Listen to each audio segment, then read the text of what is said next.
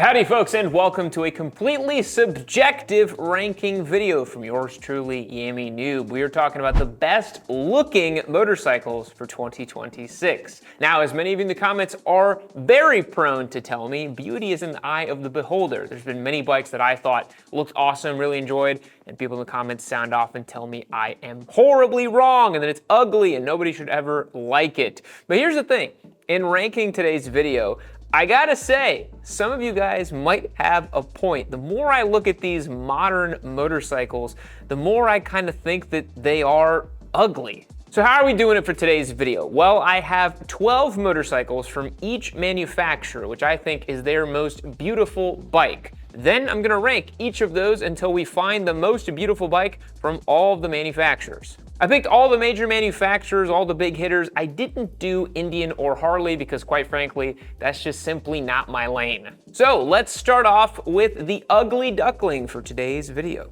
First on the list today is actually from Aprilia. Now, Aprilia makes some fantastic motorcycles, but I genuinely think they have kind of missed the mark a little bit with their styling and specifically their colors. It is the Aprilia RSV4. Now, I think the RSV4 is Aprilia's most successful design on their motorcycles, but it is the least attractive motorcycle for today's video.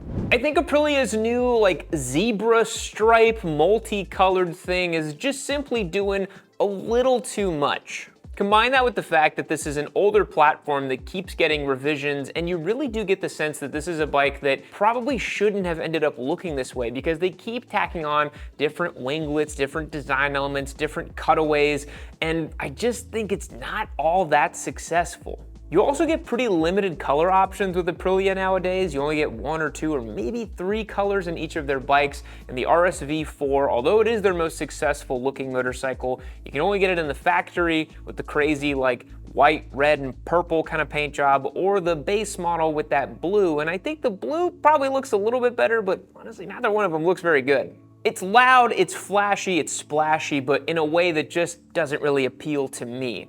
Now in today's video, I'm also gonna tell you if I would plunk down my hard-earned money and actually go and buy one of these bikes. And the RSV4 probably for me is gonna be a pass. I think it's a really amazing motorcycle, it makes a ton of power for its category, but if I was gonna get an Aprilia, you guys know I probably would do a 2.0. I think the 2.0 is just so fun to ride, so nice to use, and if you're gonna get one that looks kind of funky, I'd rather have one that's at least a little comfortable. The next manufacturer on our list that finds its way in number 11 is Suzuki. Honestly, Suzuki's not making very many good looking motorcycles. Their adventure offerings look a little funky, the supermoto stuff is a little dated and weird looking, and Gixxers, well, they just kind of look like Gixxers. There's nothing wrong with that, but they keep putting weird new bold graphics on them, and I don't think it looks very good. And so, a sleeper hit for Suzuki is the SV650. I think it looks pretty good. A common theme you're gonna find in today's video is that certain models that are a little bit older but that have stayed true to their roots tend to perform a little bit better for the aesthetic ranking for today. And the SV650 with its round headlight, trellis frame, new kind of colorways, I think it's looking pretty sharp. Suzuki recently debuted a kind of green and bronze color combo for the SV, and honestly, it looks pretty good compared to a lot of middleweight naked bikes. It's further solidifying the proof in the meme that Suzukis will just endure because they're tried and true and classic, and say what you will, but people love them. I think you could do a whole lot worse, but honestly the SV in this green color looks pretty sweet. And although I wouldn't personally own an SV650 nowadays because I just like stuff with a little bit more power and a little bit more character, I think a kind of entry to intermediate level rider buying a green SV650, that's kind of a sweet bike. So it's a pass for me and low on today's ranking just because we do have some really heavy hitters of some beautiful motorcycles, but the SV, it's not too bad.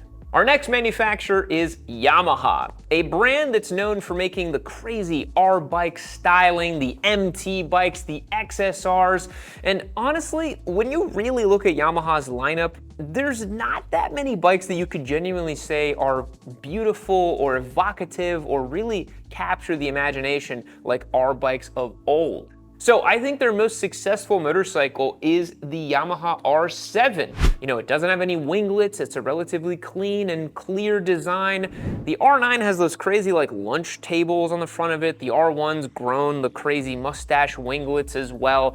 The MT bikes, well, they have a face only a mother could love, and the XSR line of bikes, although people think they look really cool, if you really look at an XSR, the headlight's a little too long, the tail section is kind of that weird like flat stumpy thing, and it's not the most successful modern retro bike, although having a ton of performance and being really nice to ride. The R7 was recently updated for the 2026 model year, and it now has some pretty cool splashy paint, and I do think it's the most successful of all the R bikes the Yamaha has. It looks purposeful, and for its size and capacity, it's pretty racy, and it looks like it can really do some damage, despite being a motorcycle that is appropriate for that kind of beginner plus intermediate rider. So would I own or go and buy one of these motorcycles? Well, it's just not really part of my MO, kind of like the SV650 right now. I'm looking for something with a little bit more power, a little bit more character, but I will say if I wanted to buy a kind of more turnkey track day toy that I can go race a little bit too,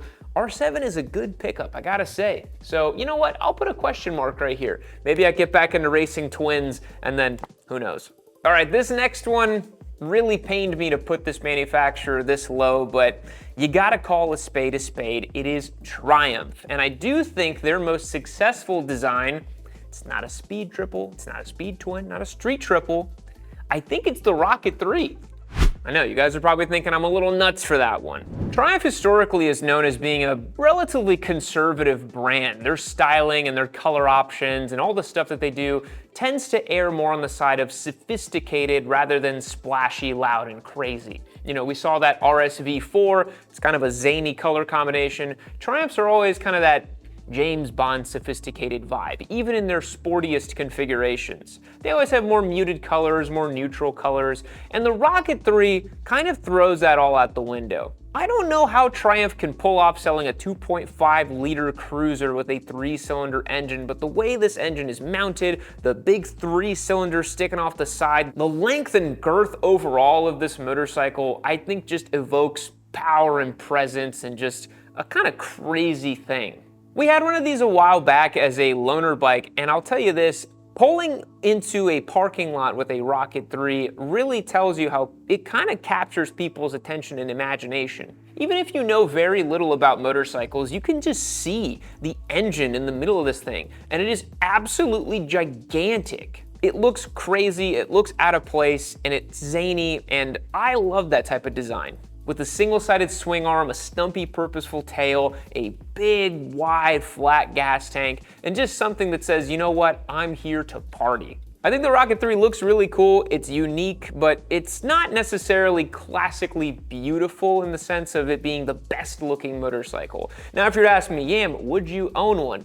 Absolutely, no questions asked. I have considered owning one many times, and maybe someday it'll find its way into my stable. It's just so damn big. I don't know if I want to park it in my garage and have it take up the space of 3 motorcycles. All right, let's move on to our next pick. Now for our next motorcycle manufacturer, it's a brand that I think punches way above its price point and maybe is the best one in terms of bang for buck. And it may be proven out by a little story I got for you guys. It is Royal Enfield, and I think the best looking Royal Enfield right now, without a doubt, is their classic 650. I think it's just Royal Enfield operating at their best. They're picking some amazing colors, some amazing options. This looks like a real deal, old school Royal Enfield, and just has a ton of road presence and character about it. Now, the reason I know that Royal Enfields have a ton of road presence and character about it is because way back in 2021, when we finally got our hands on a Royal Enfield, we actually had a Continental GT, I believe. It was that variant of the bike in blue. And we parked it up in downtown Austin and asked people, how much do you think this bike costs? And I think the average we ended up with was like $16,000 to $18,000. Some people thought it cost 25 grand. So in terms of just sheer curb appeal for the price, Royal Enfield may be the #1 pick in today's video, and they've always done that. They've got cool color combinations, they got splashy stuff that's interesting, stuff that's sophisticated, and I think the classic 650 in the black chrome paint scheme looks killer. You know, call me a sucker, call me a Y2K boomer unk, whatever you want to say, but I do think a super shiny chrome motorcycle in the right way can look very cool. And at $74.99 MSRP, that's really not a lot of money for how cool this motorcycle looks. So if you want something that really stands out and you don't want to spend some of the money we're going to talk about later in this video, then this might be the best pick. So the question remains, Yam, would you get a classic 650? Nah, I don't think so. It's not really my speed, not really my style. I think I need something that's a little bit more edged in this kind of sporting way. It's a little too laid back for my vibe. Now, next up is Honda. And Honda for many, many years was known as the conservative brand. Honda didn't make too many big splashy waves with their design in the last 10, 15 years, which is funny because historically, Honda was pretty out there with their design language. And Honda's current offerings are a little bit dad-coded, let's say, like the NT1100, the Africa Twin, the Gold Wing, their scooter products. I just feel like they're a little stale and safe, but there's one bike that really, I think, stands head and shoulders above, and the best one from them is the Fireblade SP. You know, a lot of new bikes, and yes, they are probably better performing for it, have these insane aerodynamic elements, wings, cutouts, vents, side pods. You know, I talk a lot about the Ducati products and how I think that they are incredibly successful in terms of their styling. But the Fireblade SP just has a classic Japanese superbike energy about it, and I think is, from the past 10, 15 years, probably one of the most successful big bike Japanese styled motorcycles that I can think of. The paint work, the fit and finish, the line cutout on the side of the bike that just draws your eyes straight to the front wheel. That to me is what makes a really good looking sport bike, is when you have that angular silhouette that just leads down to the front wheel that looks like the bike is a kind of like a cat that's ready to pounce. The winglets are subtle, the paint job is cool, the semi-active Olin suspension, all the cool stuff that this motorcycle has just makes it look purposeful, racy, and awesome. So, would I get one? Well, I had one back in 2021 as a giveaway. It was a pretty nutso machine, and I thought that it would need quite a bit of tinkering on track to get it to a point that I was really enjoying riding it. I thought it was like a coked out R6, to be honest. So I'm gonna put a question mark on this one. I'm not gonna say no to a top shelf leader bike. I always have a ton of fun with those on track, but at the same time, it's a bike that is it's a bit hairy, a bit strange, even though it has this reputation of being like a relatively nice motorcycle to ride on track.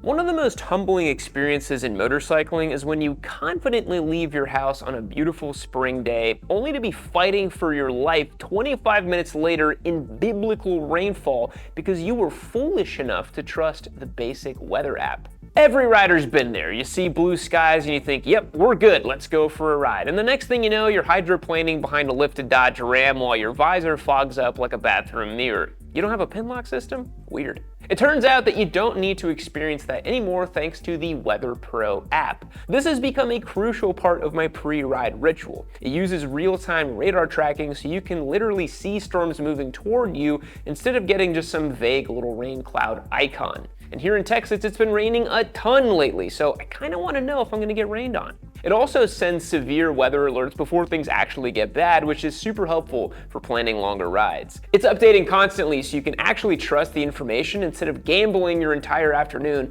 on an outdated forecast, like some old timer who watches the morning weather report on TV. You can also set multiple locations so you can check conditions at home, work, or whatever your destination for the day is. Using Weather Pro means fewer ruined rides, fewer surprise storms, and fewer moments when your riding boots take 6 whole business days to dry out. Download the Weather Pro app now using the link in the description and enjoy better riding. Thanks to Weather Pro for the support. Now let's get back to the show. All right, next up, time to give them their flowers because Kawasaki is coming in at number 6 on the ranking today. Now, if Kawasaki did not have this one specific motorcycle, they may have found themselves bottom of the list because Kawasaki makes some heinously ugly stuff. Can we just be honest? The Sugomi styling, the kind of brutalist, grotesque nature of an H2, the ninja bikes that all kind of look like Kawasaki Kyle motorcycles, but there's one bike that it's the best executed version of this type of motorcycle. Of course, I am talking about the Kawasaki Z900RS SE, specifically the SE configuration. Now, I've harped about the modern classic stuff before. I've said, they don't have analog gauges, they don't have this, they don't have that.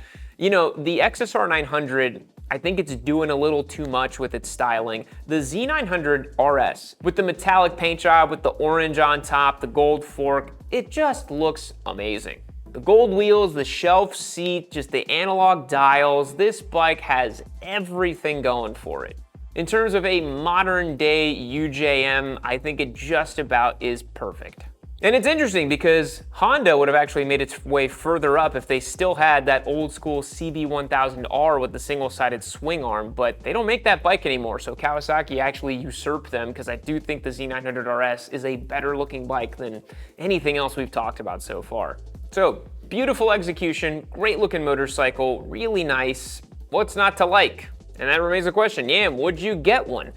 I honestly think I would. You know, in terms of owning an inline-4 motorcycle, they're really not my favorite engine configuration. I've never owned an inline-4 for personal reasons, only ever for giveaway bikes. But I actually did come close to the Z900RS. It was actually in my finalist motorcycle list before I ended up with the Ducati Monster 1100S. I did consider a Z900RS SE because I just thought it was really cool. And ultimately, that's where I'm coming from for today's ranking, is like, how much does this motorcycle evoke emotion in me? How much do I think it's like something like I just gotta have, and I think it looks really cool, and like, is it stirring something in my soul? Next up is KTM, and much like Kawasaki, if KTM did not have this one motorcycle, they probably would have fallen somewhere like 11th or 12th or low on the ranking, just like Kawi. You know, KTM's known for their Kiska design. That's the design firm that makes all the angular, kind of Northern European, Swedish looking stuff. It just looks all angular and crazy. They're orange. They're very polarizing. It's very much an acquired taste. But I think one bike is not an acquired taste and looks really damn good. It is the 990 RCR. You know, this is a bike that I think is the most successful new generation super sport. You know, like I said, the R9's got the really big, like, lunch tray on the front of it. The Panigale V2 actually, I mean, it looks cool, but it, you know, if you compare it to the old Panigale with the single-sided swing arm, the more purposeful shape, you can tell it's a bit of a road bike. The 990 RCR, despite having the bones of a road bike, looks super purposeful and really cool. I think in terms of having winglets, it's the most successful design because they actually look like MotoGP shaped winglets, not just stuff that was stuck to the side and makes it look like it's gonna take off into space. Although it does suffer a little bit from the kind of like stumpy tail rear end thing that a lot of these new bikes have because they're all based on naked bikes. Proper sport bikes have much longer tails. These new generation sport bikes have like really stumpy, weird little things. And then the middle of the bike is really big because the engines are all plus sized. But the 990 RCR, I think, really strikes a good balance, and it looks a lot like the RC8C, which I think is a super cool and purposeful design. You know, the orange, the ready to race, the whole ethos of the bike, it really comes together and gels together well. It was a bike that when it was first announced and launched, I kind of looked at it and thought, wow, that is a cool and evocative and interesting motorcycle. So would I own one?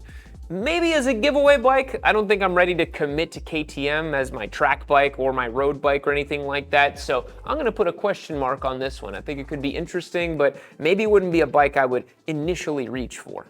Fourth place is a newcomer, a new brand that's a bit of an old brand if you know your motorcycling history, and that would be Norton. And I'm not talking about the Manx R, I'm actually talking about the Atlas. Now this bike really threw me for a loop because when I saw the Manx R, I thought it was pretty interesting. I love that they're doing something different. They're not leaning on the whole like winglets, aerodynamic elements. It just looks the way a sport bike should probably look. But I gotta say, I think the Atlas is more successful even. Maybe it's because the kind of 5 to 650-ish cc kind of crossover sport touring thing is kind of a category that's hard to pull off in terms of styling. Most of the bikes in that category are woefully boring to look at. Your Versys 650s, your Honda 500s, you know, all these bikes you're like, okay, like they do the job, but they're not supposed to be exciting looking. But I think the Atlas looks really nice. Design language is a very important thing, and when you're revitalizing a new brand and trying to make waves and do something splashy, you know, it's easy to kind of fall victim to what the RSV4 is doing, just make some crazy splashy paint jobs or whatever. But the Norton is really pulling off this like more restrained, easygoing vibe of a sport touring style bike. You know, I've heard some people online kind of derisively saying it looks like, you know, AI or it looks Chinese, but honestly, I think Norton has a pretty successful and unique identity compared to a lot of other motorcycles I've seen, and the silver and the lack of aero elements and the more subdued styling is honestly a breath of fresh air to me in 2026, where everything feels overly stylized. Like I said, I prowled through all the major manufacturer websites and looked at all of their motorcycles. You start to really get a sense of how crazy over-stylized most of these bikes are. And so for a return to basics, a simplistic kind of thing, I think it knocks it out of the park.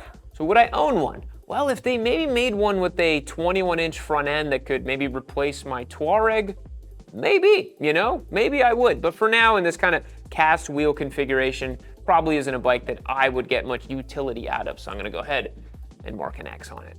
Look, I know you guys probably think it's Ducatis all the way at the top, but it's not, and it's not even the Ducati you think it is. I have a twist for you today, I promise, don't worry. But in third place is BMW. Now, BMW's styling and a lot of their bikes are not to my personal taste. You guys know I don't love the Boxer motor. I don't really love the way the GS looks. I don't like what the GS does, and that's kind of BMW's big claim to fame is touring motorcycles and the GS, let's be honest. But in a kind of like sleeper hit sort of way, I think BMW's heritage products are really nice. And I know people wouldn't say that they're slept on, but they're really, really sweet. And I think the R12S is their most successful design, with the R12 GS coming a very close second. So we got this kind of purposeful orange shape, this sort of beautiful cafe styling to it.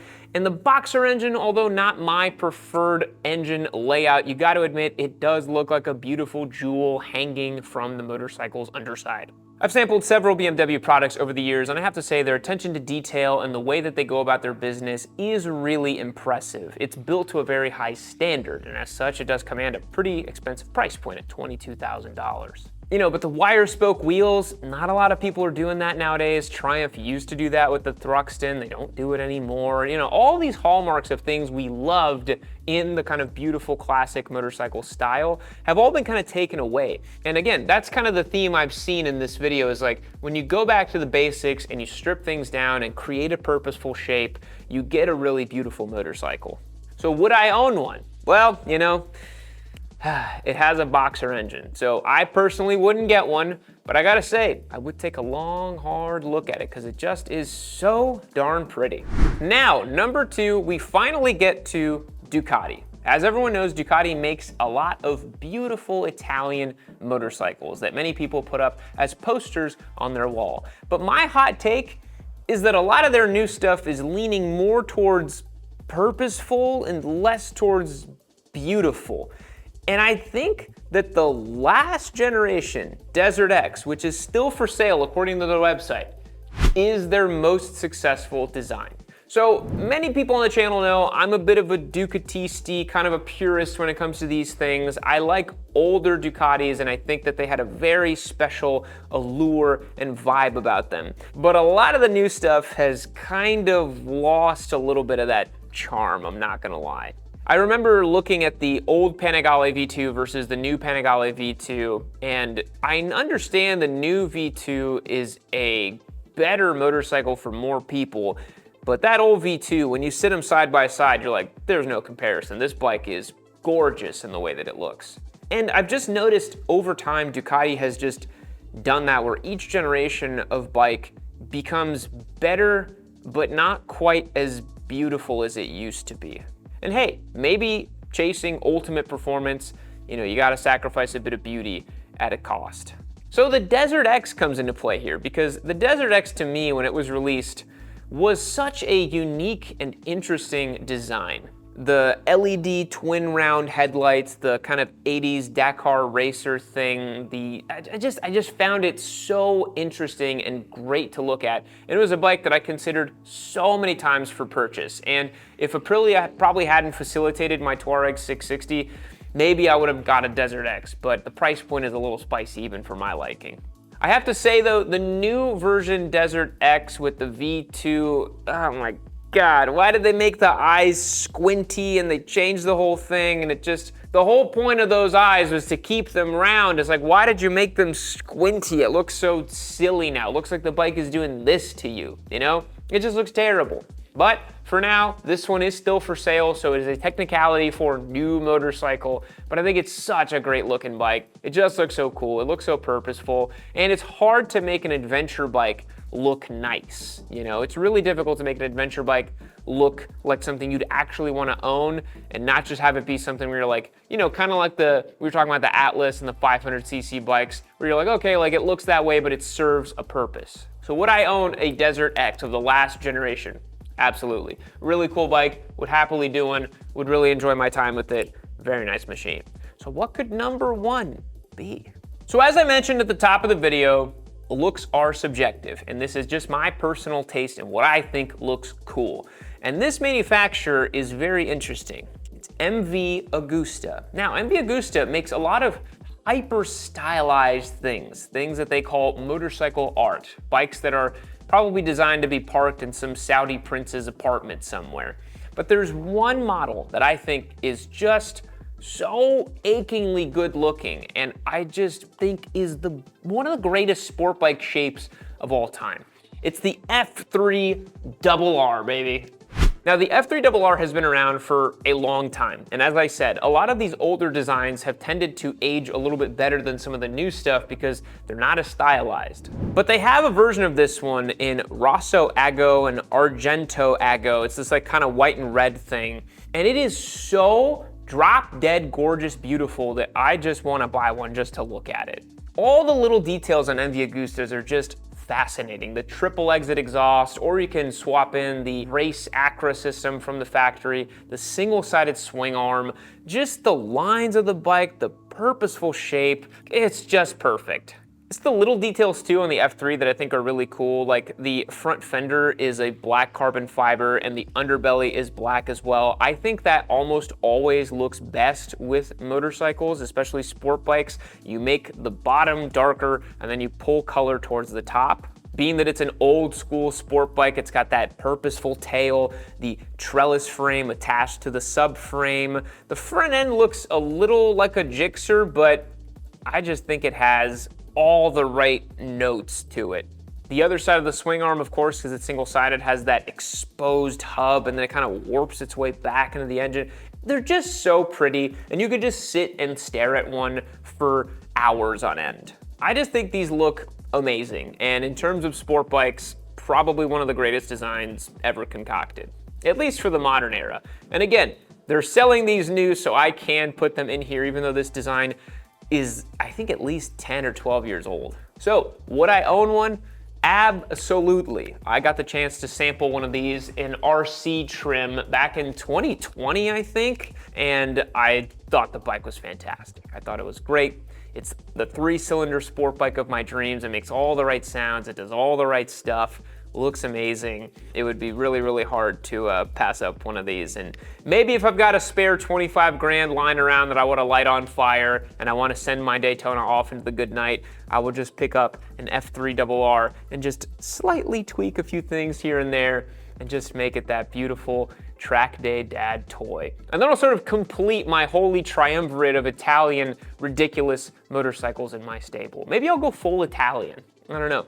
So what do you guys think of my ranking of the best looking motorcycles in 2026? Would you swap any of these around? Would you do anything different? Let me know down below if you agree with my picks, if you think anything else should be included. I always love to hear from you guys. Thanks so much for checking out today's episode. We appreciate it. We'll catch you in the next one. See you later.